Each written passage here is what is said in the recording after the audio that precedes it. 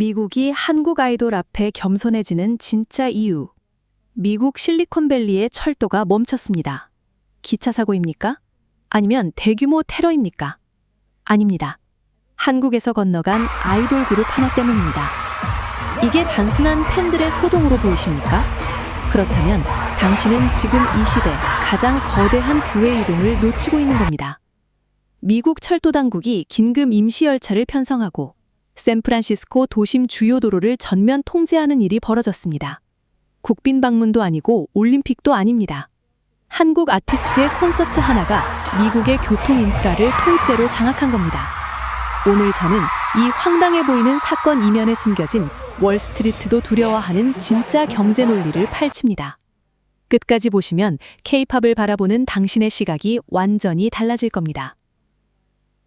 K 주말의 실체. 2026년 샌프란시스코에서 벌어진 일입니다. 평소 실리콘밸리 엔지니어들로 가득하던 칼트레인 승강장.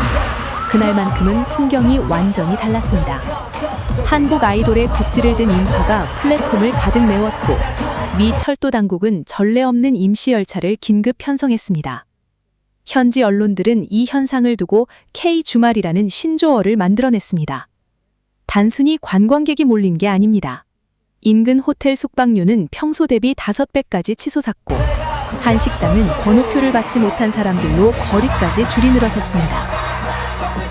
샌프란시스코 상공회의소가 자체 집계한 수치에 따르면 콘서트가 열린 주말 단 이틀간 도시 전체 유통 매출이 평소 대비 현저히 급등했습니다.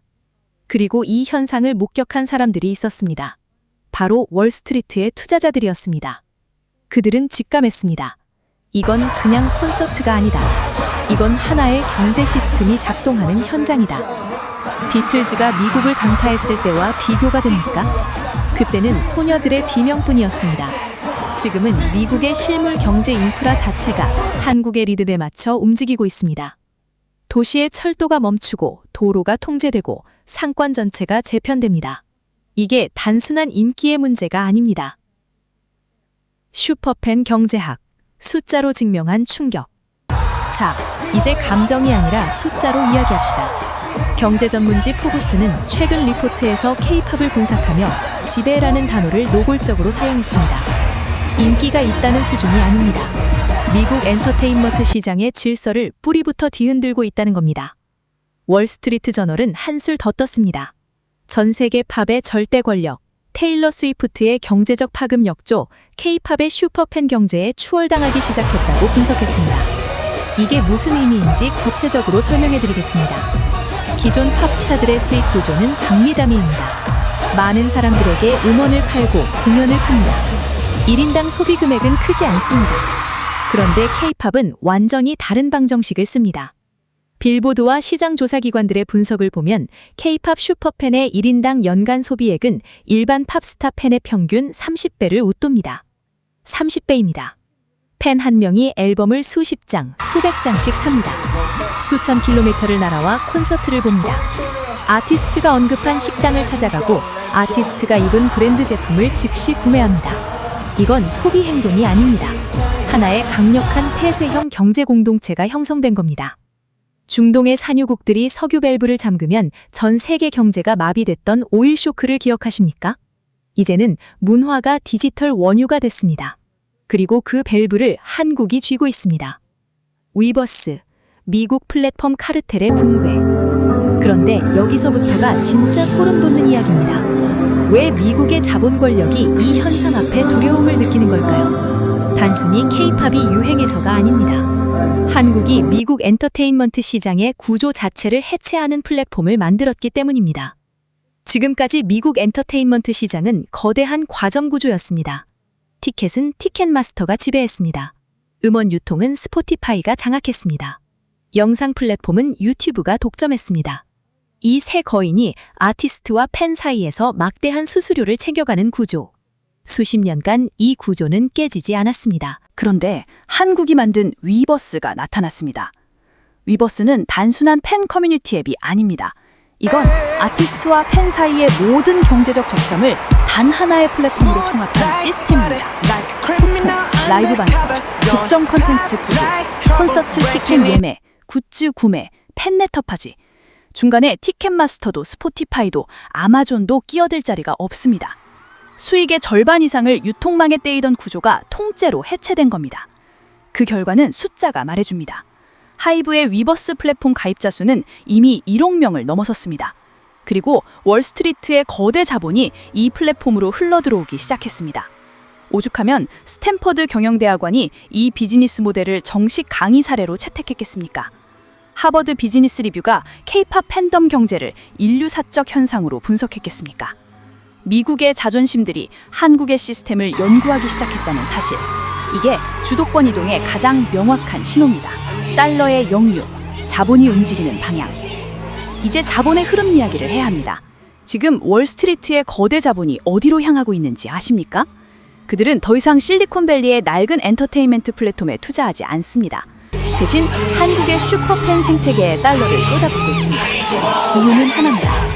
기존의 글로벌 플랫폼들이 수십 년간 풀지 못했던 숙제, 팬덤을 어떻게 자본화할 것인가의 공식을 한국이 완벽하게 증명해냈기 때문입니다. 잠깐 시각을 바꿔보겠습니다. 미국 샌프란시스코의 평범한 식당 주인을 상상해 보십시오.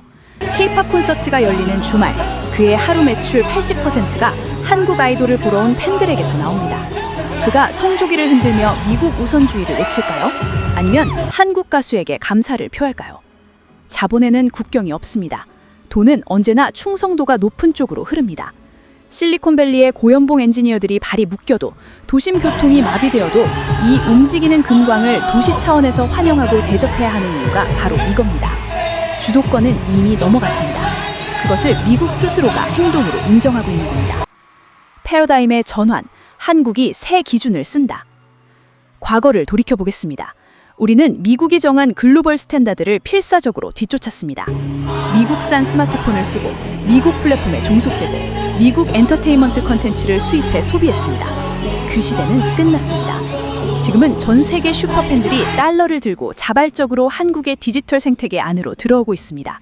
한국이 만든 시스템이 세계 시장의 새로운 기준이 되어가고 있습니다. 미국이 기술로 세상을 지배했다면 한국은 그 기술 위에서 노는 문화 인프라로 미국의 경제 질서를 재편하고 있습니다. 물건을 잘 만드는 제조 강국의 시대가 가고 있습니다. 사람의 지갑을 자발적으로 열게 만드는 팬덤 권력의 시대가 왔습니다. 그리고 그 권력의 언어를 가장 먼저, 가장 정교하게 설계한 나라가 대한민국입니다. 철도를 멈춘 것은 아이돌이 아닙니다. 한국이 설계한 새로운 자본의 문법이 미국의 낡은 시스템을 멈춰 세운 겁니다. 오늘 핵심을 3가지로 정리해드리겠습니다. 첫째, K-팝은 음악을 넘어 미국의 엔터테인먼트 플랫폼 질서를 해체하는 뉴 스탠다드로 등극했습니다. 둘째, 슈퍼팬 경제는 1인당 소비 30배라는 전리 없는 수치로 달러 자본의 방향을 바꾸고 있습니다. 셋째, 위버스로 대표되는 한국식 직거래 플랫폼이 티켓마스터, 스포티파이의 중간 착취 구조를 무력화했습니다. 그리고 이 모든 흐름이 향하는 곳은 하나입니다. 대한민국 국격의 실질적 상승. 그런데 K-팝이 거둔 이 승리에는 숨겨진 위기가 있습니다. 한국 반도체 산업이 지금 처한 상황과 정확히 같은 구조적 함정입니다. 다음 영상에서는 더 잔혹하고 현실적인 이야기를 합니다. 세계 경제의 심장, 반도체 마켓에서 벌어지는 피 튀지는 전쟁의 실체. K반도체 잔혹사, 철개된 몰락인가 제도역의 기회인가. 지금 바로 구독 버튼을 눌러두십시오. 다음 영상을 놓치면 당신만 손해입니다.